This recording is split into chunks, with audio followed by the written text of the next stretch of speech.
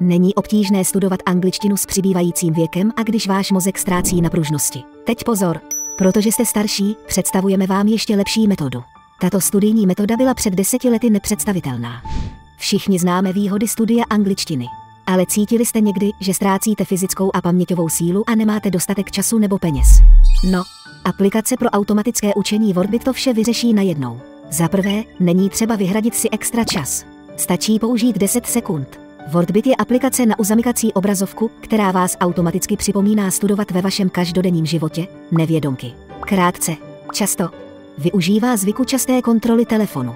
Podíváme se na obrazovky našich telefonů asi 100krát denně.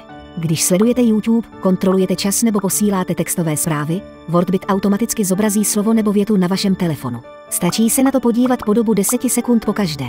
Nevědomě, jen tím, že používáte telefon jako obvykle, skončíte se 100krát denně učením. Za druhé, není třeba mít dobrou paměť. Zapomínáte příliš rychle. Nebojte se. Pokud to uvidíte často a hodně, zapamatujete si to. Zapomínáte, protože to nevidíte často. Pokaždé, když se podíváte na telefon, automaticky si zapamatujete jedno slovo najednou. A Wordbit na základě vědeckých teorií automaticky kontroluje naučená slova ve správných časech pro udržení paměti. Není třeba přemýšlet o opakování nebo zapamatování. Za třetí, peníze. Nestojí to ani korunu. V dnešní době jsou knihy, kurzy a aplikace velmi drahé, že? Wordbit je zcela zdarma aplikace. A jsme si jisti, že je mnohem lepší než placené aplikace. Není důvod to neskusit. Pro ty, kteří říkali, měl bych to udělat a odkládali to až doteď, toto je vaše poslední šance. Začít nyní může přinést opravdu velkou změnu ve vašem životě.